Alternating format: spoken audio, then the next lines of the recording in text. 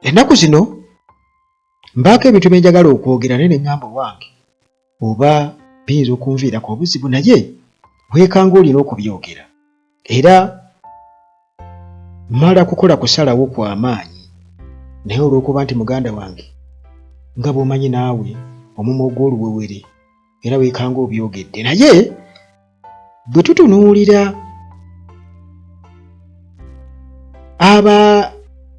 abaaliko ba pulezidenti ba Uganda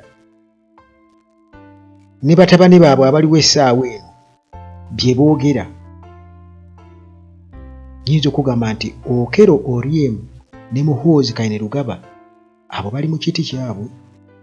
Oyinza okugamba nti bano bo baayonka kulimu. Tabani Amin, Jimmy Akena, abo ndowooza betulinawo. Kwegamba betulinawo aboogera kwegamba n'olaba nga mubutuufu bw'aba akola speech ye olaba nga yeeyo, ate era bw'aba atadde ku mutimbagano ekintu oba bamukyaziza ku TV ba ku radio olaba nga byayogera byebyo, ng'oggyeko byonna ebyayita mu history nga tubajajingidde ku mutendera gw'abakitaabwe oba baakola ki oba baakola ki. Naye kati nga just tupimaapima kati obwongo n'engeri gye bamulungulamu ensonga nti singa kyali nti omuntu okukulembera Uganda kitaabwe alina kubeerako pulezidenti, then oba oli atwalisabye Mukama Katonda nazaayo akatambi ne Bobi Wine n'amufunirayo omu ne tusobola omuteeka mu lubu olwo, kubanga bannaffe nga Muhoozi yatulaga nti ekintu kyaffe ne Oryem naye bw'atyo yenjogera ye, kubanga be bali mu gavumenti be balya. Kakati Oryem yayogedde ki? Ono agamba nti Bobi Wine ali ku risiki yakuteekebwako misango gya kulya mu nsulukwe oluvannyuma lwa speech gye yakoze ng'agyolekeza Geneva Summit. Naye nga bw'osiriikirira bw'oti ne weebuuza n'ogamba nti bye yayogedde nga Bobi Wine mulimu ki ekitaaliwo ekitaliiwo? Mulimu ki ekitaaliwo oba ekitaliiwo? Kubanga okwogera ku kituufu ne gubeera omusango, okubeera munnayuganda ne gubeera omusango, okubeera mu opposition ne gubeera omusango, ate okuwagira NUP ne gubeerera ddala omusango ogw'okulya mu nsi olukwe nga weetagala teekebwa kalabba.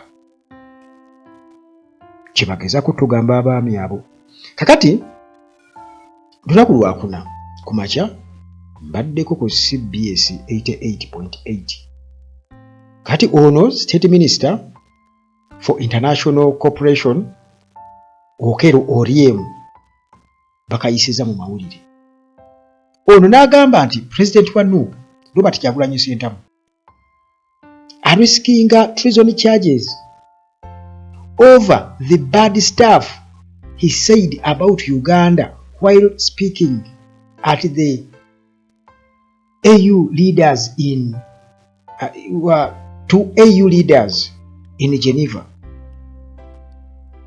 Nti ono ayolekedde nti yeetadde mu bulabe obw'okuteekebwako emisango gy'okulya mu nsi y'olukwe oluvannyuma lw'ebintu ebibi ennyo bye yayogedde ku gavumenti ya Uganda eri abakulembeze mu Geneva Summit. Kakati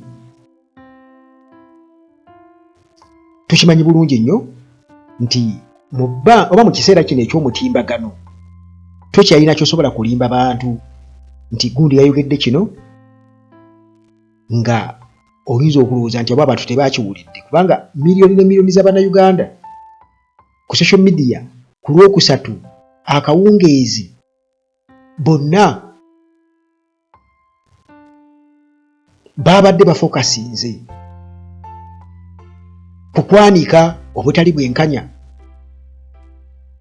okutulugunya, okulinyirira eddembe ly'obuntu okususse, era nga munnange eyabadde atukiikiridde si mulala ye Robert Kyagulanyi Ssentamu Bobi Wine, nga annyonnyola gavumenti ya Uganda butya bwekkakkanye ku bannansi okubabuzaako embiibya,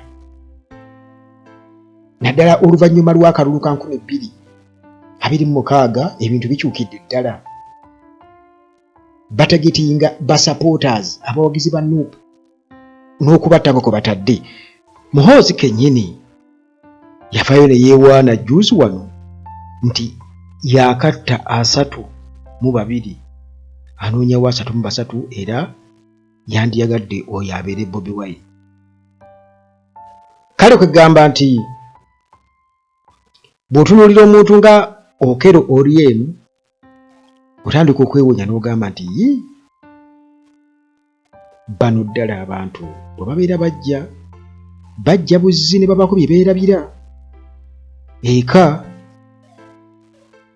kubanga gwe bw'ogamba nti mayi kugamba waliwo kye bayita okuduula, olw'okuba bw'olaba osobola okwogera, olina obukuumi, kubanga yagambye nti yali farezi ku Bobi Wine ng'omuntu ali miserable, nti a miserable Nuupu leader, bw'okusalawo kwe mbu okugezaako okubeera ng'ayagala asaasirwe okuva mu European leaders abakulembeze mu Europe. N'agamba, wuliriza, nti Museveni yagambye nti Museveni Bobi Wine okugenda n'ayogera mu nsi yonna nga bwe yayogedde, n'agamba nti Museveni tasobola kubulwa tulo. Bwe Museveni tasobola kubulwa tulo olwa Kyagulanyi okubeera nga yayogedde eri mu European mu Geneva Summit, bwe Museveni tasobola kubulwa tulo era tewaliiwo kiyinza kukyuka yadde n'akamu. Okwogera kwe tekulina kye kuyinza kukyusa yadde n'akamu. Kati weebuuza bwe kuba nga tekulina kye kuyinza kukyusa, ate lwaki mwagala omuteekako emisango gy'okulya mu nsi olukwe? Lwaki ogamba nti yayogeredde bubi eggwanga oba tekirina kye kiyinza kukyusa? Bwe batyo bwe baatulimbanga ogenda ebweru si kwe kukola kutya, tewaliiwo nnyo, naye kati bakakasa nti babalabisizza ensi yonna, babalabisizza. Kakati yagamba nti kino kiraga nti Bobi Wine Uganda yonna yamugaana. Mbu kyongera okukakasa nti Bobi Wine Uganda yonna yamugaana. Kati yandibadde asooka kuwuliriza ate bali bo bagamba ki? Eyo gy'agamba yeeyogerera etakola makulu era ebiyinza omuteekezaako omusango gwa treason. Bo ensi yonna perspective yaayo eri etya ku kalulu akaakaggwa, kubanga mu bumiko yayogedde bwe mwabadde okubeera ng'agamba nti ennyumba ye yagivaamu dda, famire ye yaddukadde yava dda ne mu Uganda, era abasirikale be baliyo baagyokyupayinga. Kyokka ate oyo Okero Oryem y'omu yajja okugamba nti kitaawe yagenda okuggyako obote olw'ensonga eno n'eno n'eno, era nga naye akuwa ensonga ezeekuusa ku ebyo. Bw'onomubuuza naye lwaki kitaawe yaggyako mukama we obote, ajja kugamba nti kubanga waaliwo effugabbi, waaliwo kino, bw'atyo bw'ajja okugamba. Kyokka ate naye kennyini kitaawe naye era naye yali omu ku abo abaatuusanga ku bannayuganda ebikolobero, era naye yaliko mu nteesaganya ne Museveni. Kati lwaki tabuuza Museveni nti lwaki ate gwe wajja n'ojjako taata wange? Kye yali badde abuuza, kubanga kirabika bonna tebaalinawo nsonga eri awo gye bayinza kuwa okuleka okweyagaliza n'omululu, kubanga Uganda teyali mu lutalo nti omuntu akutte emmundu n'agenda alwanyisa omuntu ayize mu kalulu ne bamulangirira,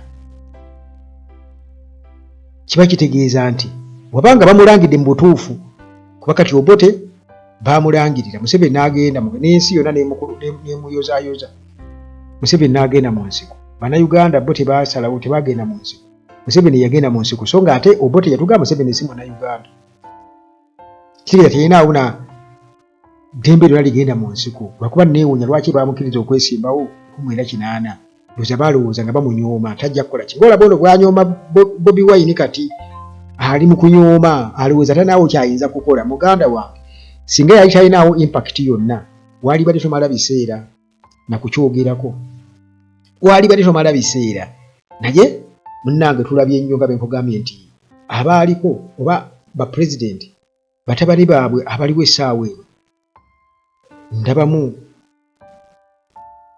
Lumumba Amin ne Jimmy Akena be balinza okwogeramu ku bintu ebikola sense, naye abasigadde naddala abali prominent be tulabako olemwa.